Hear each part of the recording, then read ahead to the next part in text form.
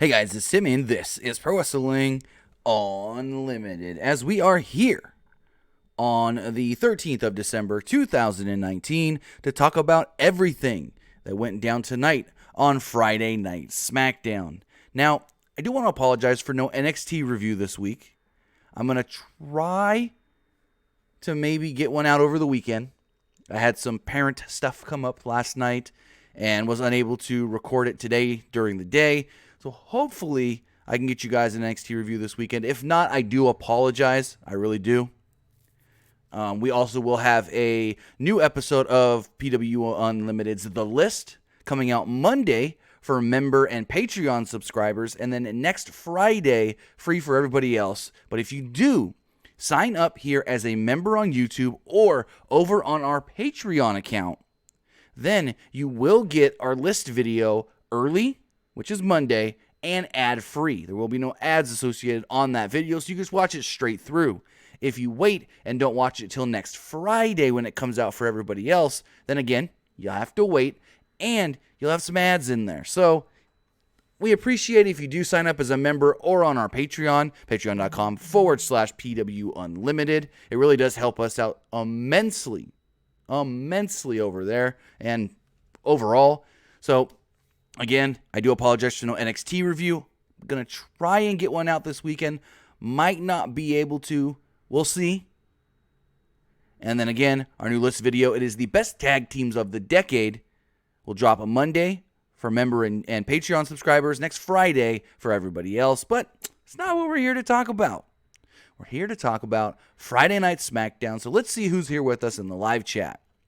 We got Henry McKenna Cavallo, George John Cox, Eric Tate, Glenn Hunt.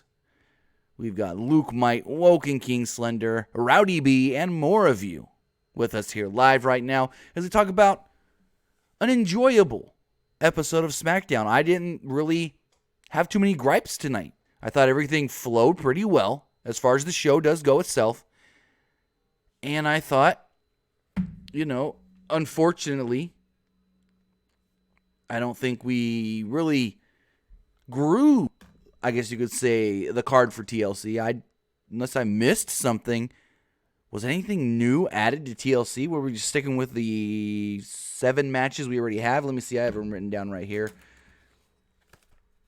1, 2, 3, 4, 5, 6. Yeah, we only have 7 matches for TLC. Nothing announced as far as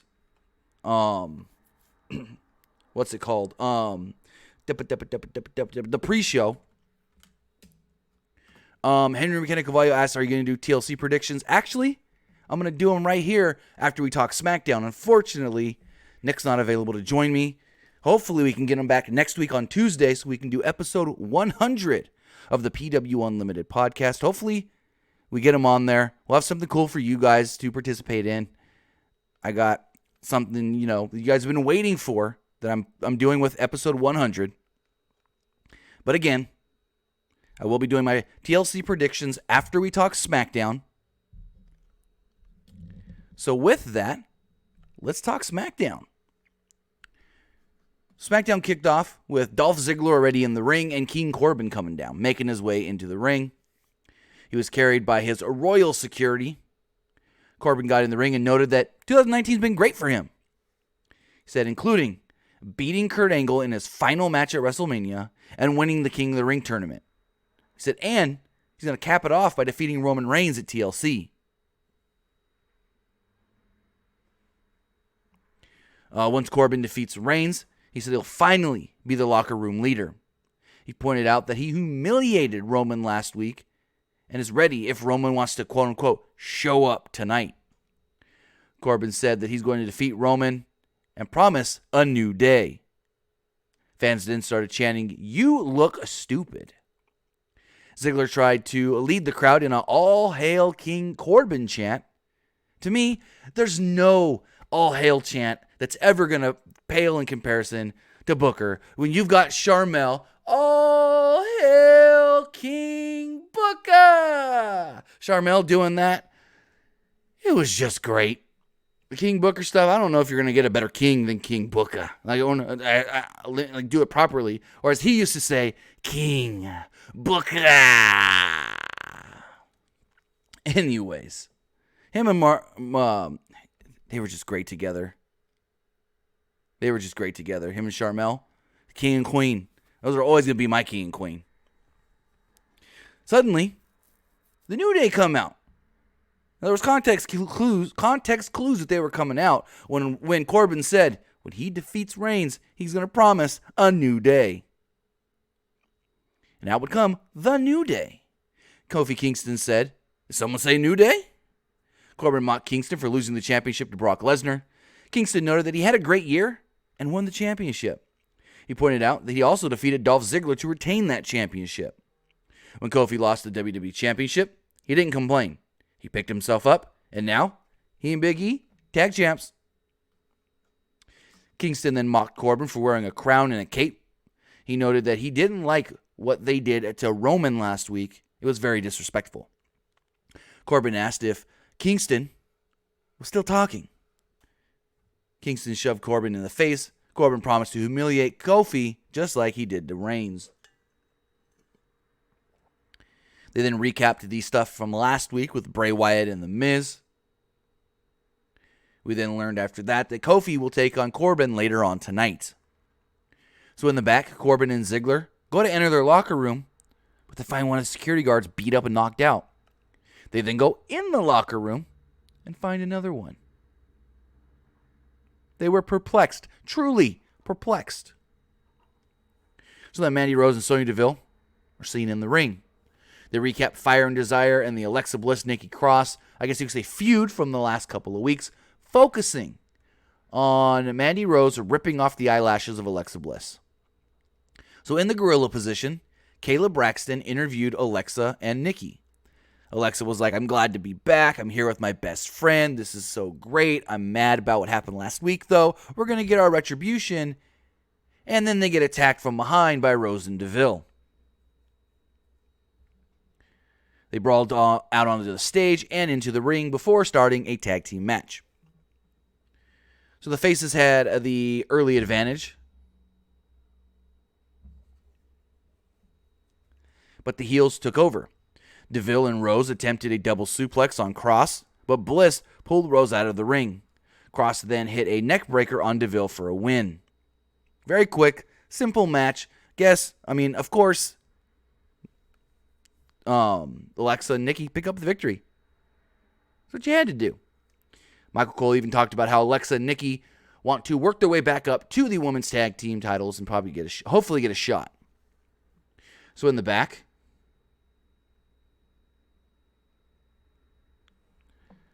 Otis and they ran. So in the back, Sami Zayn ran into Otis and Tucker. Sorry, I'm getting news about the ROH pay-per-view going on right now at the same time we're talking SmackDown.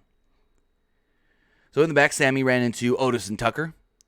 They gave Zayn a Christmas present, which was a Milwaukee ham. Zayn said he hated the gift and noted he's vegan. Otis tried to apologize, saying I didn't know, but Sami wouldn't accept his apology. Zayn mocked Otis and insulted him. Otis and Tucker were upset and then said that we'll take it out on your buddies, your boys, Nakamura and Cesaro, as they showed up. Zayn promised that his team was going to beat Heavy Machinery later tonight. Cesaro grabbed the ham and threw it into the crowd. The crowd booed Cesaro's actions. So then we got the Revival versus Chad Gable and Mustafa Ali. They let us know, which we already knew from earlier in the day, that the Revival's tag title match next week will be a ladder match. Also, Dash Wilder, walking down the ramp, tripped, fell. Played off of it. Ali and Gable laughed. And these four, hell of a match. I love the team of Gable and Mustafa Ali. The Revival isolated Gable on their side of the ring early. And then Gable fought back and rolled up Wilder for a near fall. Wilder hit a backbreaker and tagged Dawson. The Revival then tried a powerbomb combo, but Gable caught Dawson and hit a power slam. After commercial break, Gable and Ali did dives. Gable missed a moonsault but landed right on his feet. Gable and Ali then hit a back suplex double foot stomp combo for a near fall. Dawson fought back and hit a tiger bomb for a close 2. Then, in an awesome looking spot, Gable hit a rolling German suplex on Dawson, but Wilder hit a splash on Gable. Ali immediately then hit a 450 on Wilder. It was like boom, cha-boom, cha-boom, all in succession. Great. Ali then attempted a tornado DDT, but Dawson pushed him off. Ali then tried the move again, but the Revival, as Ali's coming off the ropes, Revival hit him with a Shatter Machine, pick up the victory. It's what you gotta do. Build up your contenders before their title match on Sunday, baby. So in the back, Kayla Braxton interviewed SmackDown Women's Champion Bayley. She noted Lacey Evans picked a fight with the wrong people. Bayley pointed out that Sasha Banks is recording an album. So I guess Sasha's a rapper now? I didn't know that was happening. And then suddenly you hear Elias start playing his guitar. Bayley approached he and Dana Brooke. She demanded Elias leave. Elias started performing, mocking Bayley, even saying she looked like a dude. And Brooke found that funny, so Bayley challenged Dana Brooke, meet me in the ring. So we go to the ring after a commercial break. And Bayley slapped Brooke in the face to start off the contest. Bayley snapped, and Brooke snapped, and attacked Bayley. She hit a handspring elbow in the corner, but Bayley rocked Brooke with a clothesline. Bayley then backed Brooke into the corner. She attempted a superplex, but Brooke countered into a great power bomb for a near fall. Bayley then attacked the knee and scored a quick victory. I thought Dana Brooke looked better than normal here. She's been the last couple of matches I've seen with her, she looked like she has improved, so that's good. Then again, recapped the Miz Wyatt angle. We then got a Sheamus hype video, basically saying the same stuff as he's been saying. Come on, give me Sheamus. I want to see him come back. I'm excited. Very excited for Sheamus' return. So then we got from earlier in the day, Renee Young was in LA, Los Angeles. She did a sit-down interview with The Miz. Young thanked Miz for letting them in his beautiful new home. He actually just moved in not long ago, like this week. She asked about the last time he saw Daniel Bryan. He said it was when The Fiend, Bray Wyatt, dragged him under the ring and pulled out his hair. Young then wondered why Miz cared about Daniel Bryan's whereabouts. And then they aired footage from their Talking Smack blow-up when Bryan and Miz, it's just a great confrontation. Miz discussed his history with Daniel Bryan, saying it's a love-hate relationship, and said that it's time to do the right thing. Young pointed out that now he has to deal with Wyatt. Miz talked about all the mind games. And Young said, well, are you afraid? And suddenly, Maurice starts yelling. Miz jumps up and goes over to Maurice, and they're looking at an iPad, which is supposed to be their baby monitor. There's a video of their daughter, Monroe, playing with some interesting dolls in her crib. They were the Wyatt puppets. Wyatt then appeared on the screen, kind of taking over the screen. And Miz and Maurice drop the iPad, run to Monroe's room. And as they get to the door to Monroe's room, a red light is emanating. Miz looks at Maurice and goes, you go in. And then he follows. Fucking Miz putting his wife in danger. Your fucking daughter's already possibly in danger. You don't know who's in there with her. You don't know if Bray is sitting at her crib side singing her a song or something. You gonna send your damn wife in first? What the hell? So they run in, and this kid's got a hell of a room in this mansion. You gotta run in one spot of the room. Then you gotta run through a foyer, and then you gotta run in the room. God damn. She got the master suite. If that's not the master suite, I'd love to see the damn master suite in this house. Anyways, Miz runs in and grabs her out of her crib, and there's a baby doll, a normal baby doll, but with Fiend makeup. Miz grabs it and goes, where'd this come from? And Maurice is like, I don't know. Don't give that to me.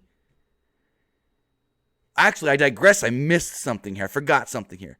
So Miz picks up Monroe and hands her to Maurice.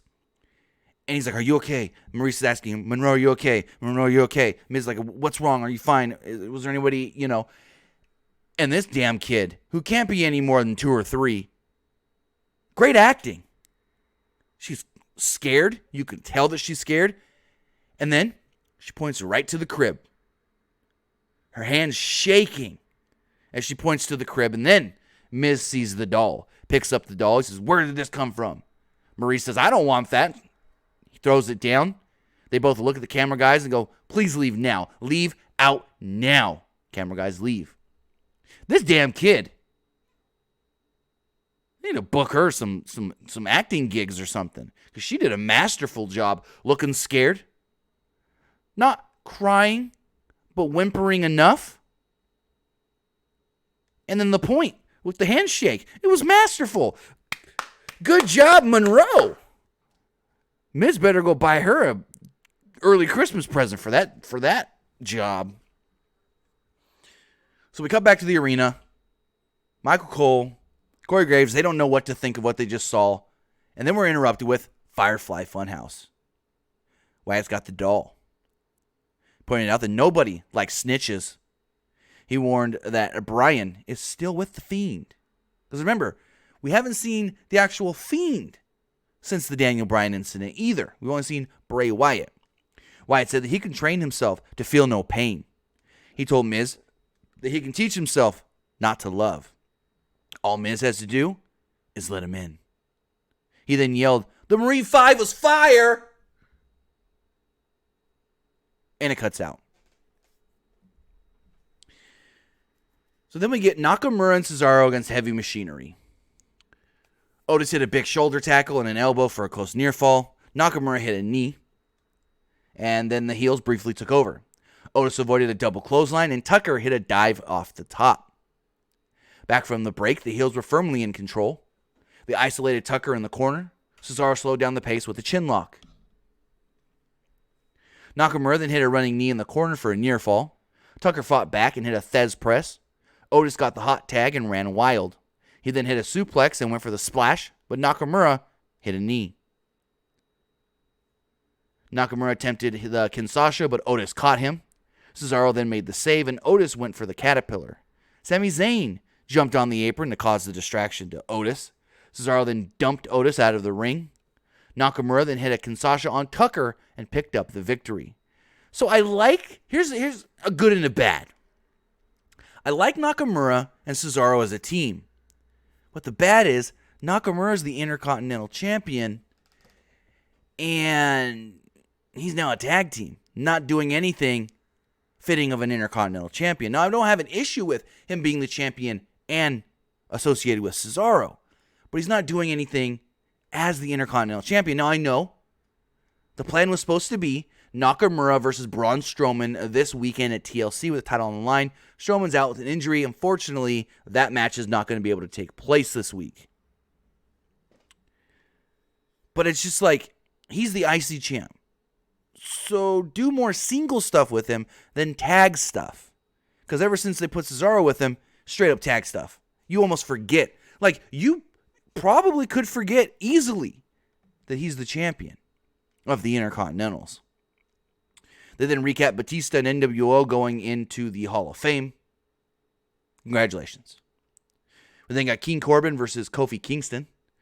Corbin had to walk down to the ring because he didn't have his security to carry him down there, but he had security enough to surround the ring, just in case the big dog came down, because we were told multiple times tonight that he was unchained.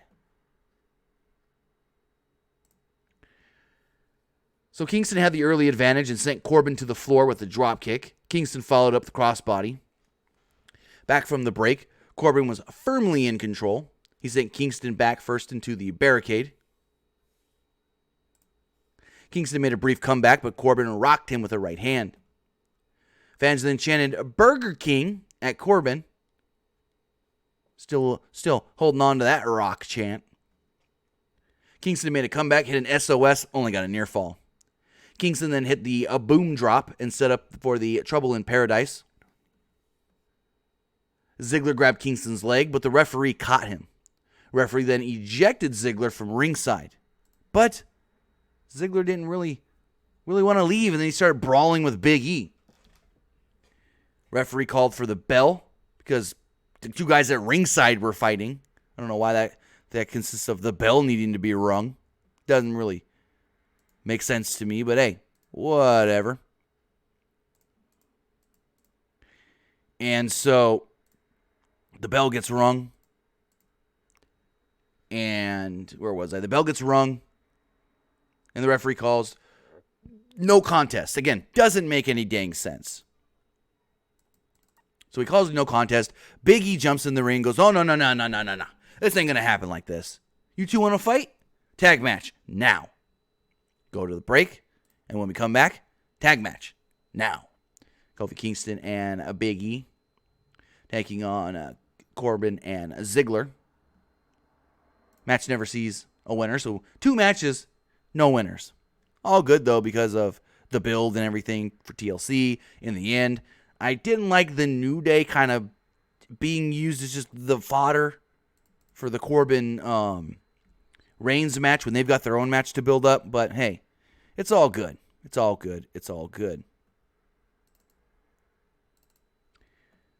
Back from the break, the heels were firmly in control.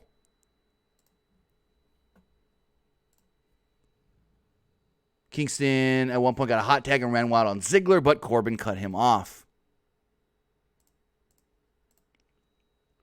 Ziggler then rocked Big E with a super kick on the floor. Corbin beat down Kingston. Corbin beat down Kingston, and then Ziggler put him in handcuffs. They said that they were going to humiliate Kofi just like they did to Reigns, and they tried to, but then the music of the big dog would hit, and Roman Reigns would finally be seen tonight after we were led to believe that he was behind all these attacks earlier. So Roman ran down, beat up the security at ringside. Then the Revival showed up, beat them up. Ziggler beat him up. Corbin then jumped Reigns from behind. Reigns fought back and rocked Corbin with a Superman punch. Ziggler then rocked Reigns with a super kick. The Revival held Reigns on the announce table as Ziggler climbed up a ladder. Big E recovered himself eventually. Like, Big E was out for fucking forever. I don't know why this long he had to be out. And he attacked the Revival. Reigns climbed up the ladder and choke slammed Ziggler through the announce table instead. And that was what happened on tonight's Friday Night Smackdown. It was all right. I thought the show paced very well. I thought there was no real lull in the show, no real downtime. So I think that was a positive. I just didn't like how they made... So the Revival got a victory, which is great going into their match. But then they made the Revival and the New Day kind of seem like side characters. When they have a big ladder match coming up on Sunday, they almost seemed an afterthought to Reigns and Corbin, which is not what you need to do when you got a big ladder match coming up at the pay-per-view. But I digress. I thought the show was pretty good. I thought the show overall was a positive, better than most weeks. And we do have a couple text messages I want to read here before I jump into my predictions for TLC. This first text message here does state, if it'll load, regarding NXT, did you see Finn winning? Did you like Finn winning? Did you like? Do you think he should win? Ciampa ultimately winning. Blah, blah, blah. So, I did see NXT. I didn't mind Finn winning. I just didn't like Finn Balor pinning Keith Lee. I thought since the plan is Ciampa in February, he can afford to take the loss now. That would be perfectly fine. I didn't like Keith Lee taking that loss, though, taking that pin, because he's the hot one right now. He's the big hot star, and I get it. Maybe they didn't want to beat Keith Lee in a singles match, so that's why you don't put him against Cole next week. It's fine to put him in a triple threat and lose because, buddy, he kicked ass early in that match. And then you can say, oh, well, both men basically hit their finish on him and then pinned him. So Keith Lee still looked good coming out of this match. I just felt like it would have been better if you did pin Ciampa. Person says, like Lacey slapped Bayley, I wish they have a match next week on SmackDown for SmackDown Champ. I mean, I wish they would do it at the pay-per-view. We need another... Here's the damn thing. There is no singles championships on the line at TLC. There are no, other than Bray Wyatt, singles champions, even in a match at TLC, as I will talk about here shortly. We've got 3 title matches, and they're all tag title matches. Not complaining. Not complaining that there's 3 tag title matches. I like that. You're finally putting all 3 tag titles on a big show. But no Universal title match. Is Miz fucking winning? It's the only reason I can think you don't put the Universal title on the line. New Intercontinental title match. Nakamura's a fucking tag team now. U.S. title. What's Ray doing? He ain't doing nothing. You can do him and AJ, him and Randy. Triple threat, him, AJ, Randy. I get it. Raw Women's Championship. Becky's fighting for the women's tag titles. Okay, that's fine. SmackDown Women's Championship. Hey, Bayley ain't got a match. Knock, knock. So, I don't know. But with that, as we get down to the meat and potatoes of TLC, let's talk about TLC and what is taking place on this show. So this coming Sunday from the Target Center in Minneapolis, Minnesota, we've got TLC Live on the WWE Network, and I thought I would give you my predictions on what I think could possibly be taking place. So first off, I think Aleister Black will be coming up victorious over Buddy Murphy. These are both 2 guys that Paul Heyman adores, loves, really wants to do something with, and that's how he got this match. He said, hey, I like both of these guys. I know we don't have room to give them each a match at the pay-per-view, so screw it. Let's put them together in a match that should be a really good match, and I hope to God this does not get pushed to the pre-show, because unfortunately, this has nothing against the 2 guys. It's just the way they've been positioned. It's got pre-show written all over it, unfortunately. But I am going Aleister Black defeating Buddy Murphy. Next up, we do have the Raw Tag Team Championships on the line. The Viking Raiders have issued an open challenge.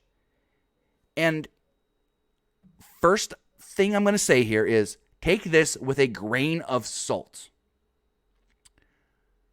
But it's an open challenge. Now, I know a week ago the plan was Gallows and Anderson, but WWE.com may have spoiled this. And I do got to give credit to Wrestling News, I think is what it is. No, not Wrestling News. Hold on. I'm gonna look this up because I want to give the proper credit. Because I'm not the one that actually first found this. I think I have it right here. I want to give the proper credit to who did actually find this information. They did some deep dive digging, basically, on WWE.com. Crap. I may not be able to find out who this was. Give me 2 more seconds, guys. I want to give the proper credit. And I don't think I'm going to be able to find it. Let me look at one more spot. We've got this here. That's not it. Unfortunately, I'm not going to be able to find who actually found this. I don't think it was Wrestling News. There's a Twitter account. They did some deep diving into the back end of WWE.com and found out that when you actually look at what the image on the TLC preview page is titled, it says the Viking Raiders versus Andrews and Webster. Yes, Mark Andrews and Flash Morgan Webster. So there is a slight chance that Flash Morgan Webster and Mark Andrews of NXT UK could be taking up this open challenge on Sunday. Now, I'm not saying that's what's going to happen, but WWE.com, that is what they have the image of the Viking Raiders on the TLC preview titled.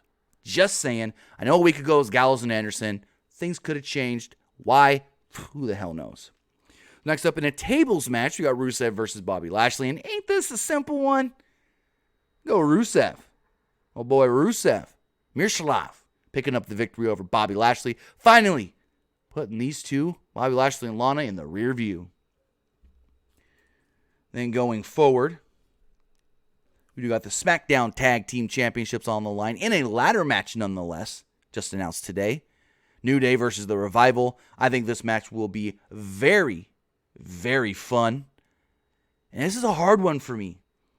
Do you take the titles off the New Day already? Or do you strap The Revival?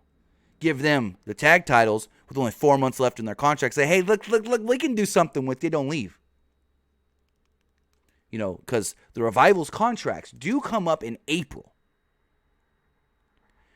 And as of right now, we've heard they ain't that happy.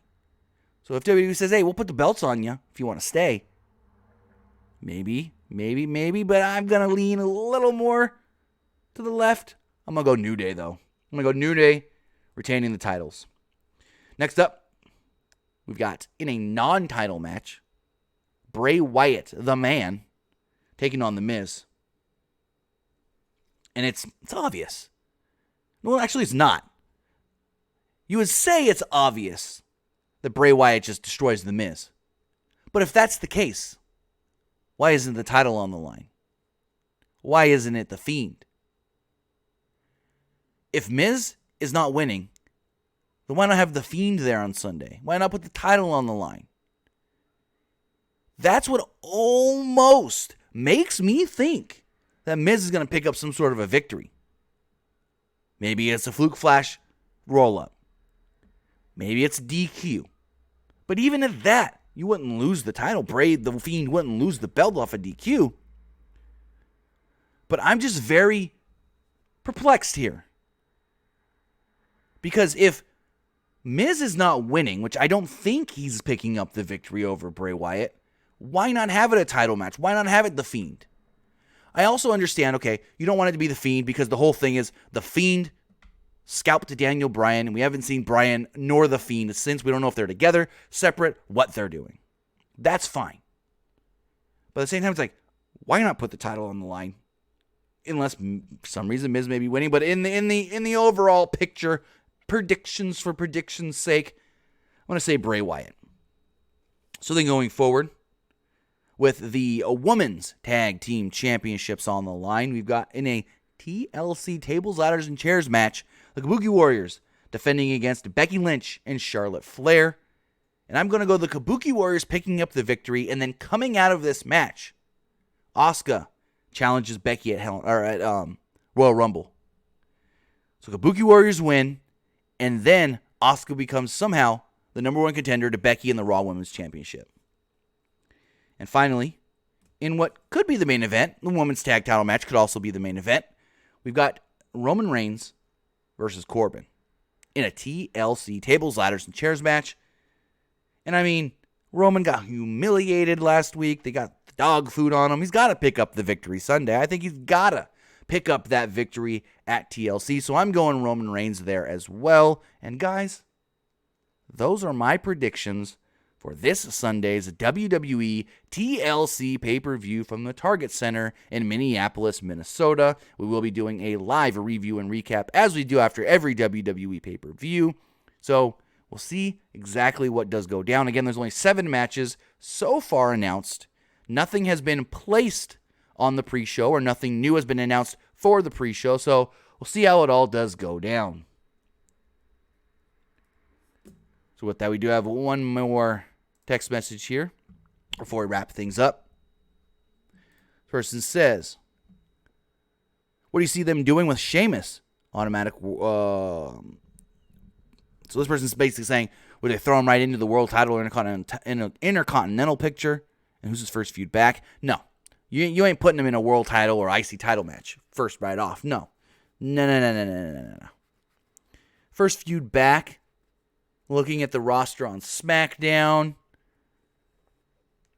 Let me look at the actual roster here. Let's ponder on this for a moment. Who could Sheamus have? Because, I mean, he doesn't even need to have like a great back and forth feud for his first feud back, if you even want to have a first feud. So let me see here real fast. God damn it. Fuck the WWE app.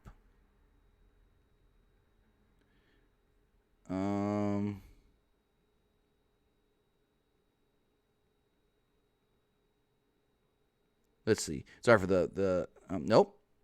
You can't even check non-network stuff unless you're logged in on the WWE app. What kind of bullshit is that? I don't even remember my password. Nope. What the hell?